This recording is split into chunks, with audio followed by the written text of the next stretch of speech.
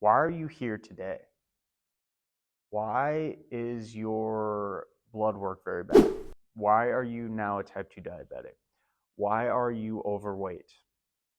What led to this? And this is where we really need to check our ego at the side. We need to check our ego at the door, because if you can get through this section and this idea, you can really make some good improvements into your fitness and health routine.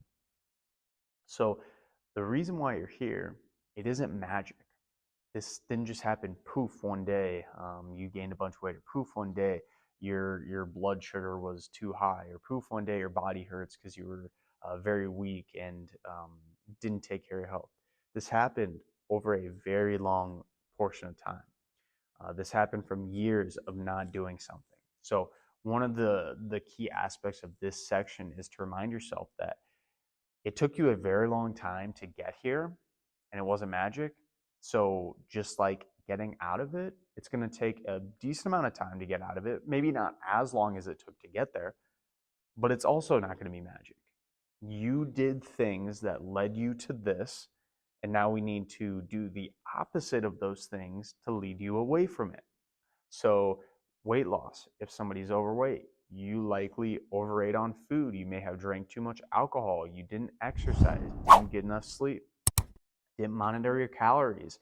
Those things happened over a long portion of time. And guess what? You're going to have to do the exact opposite now to ultimately undo it. It's not magic. So you're going to have to drink less. You're going to have to eat less food. You're going to have to exercise a little bit. You don't have to do all these things on one day, but it is crucial to know that the reason why you're here, it isn't magic. It happened for a very, very specific thing. And that is very unique to your life. I would highly recommend going and sitting down with some paper and writing down what specifically brought me here today. And during this time, you can also kind of check your why again. Earlier in the podcast, we talked about understanding the reason why you're doing something, and you can kind of tie this into what led me here was XYZ. I overate, I did all this, blah, blah, blah. And my why is also to lose weight so I can be healthier for my kids, be healthier for my family, be healthier for myself. You can tie those in together. But the ego check here is really asking yourself, am I willing to admit that I did some things that led me to this poor health outcome or this weakness in my body? Am I willing to admit I did something wrong? And the last portion of this is just touching on the fact of your why or reason you're getting into fitness and health needs to be bigger than your ego. And what I mean by this is that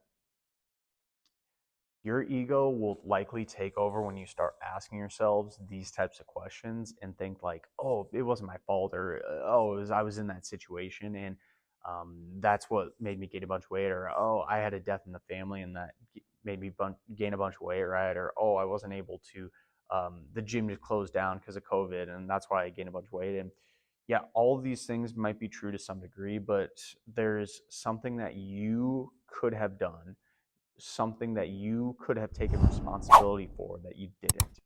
And if your why is bigger than your ego, it's going to trump this idea that you aren't responsible. If your ego takes over, it's going to think that I'm not responsible for any of this. It wasn't my fault. But if your why is bigger, as in, I want to lose weight, it doesn't even matter how big your ego is, because at the end of the day, that why is going to take over, and you're going to take in action those specific things to make you healthier and fitter in your life. That's super important.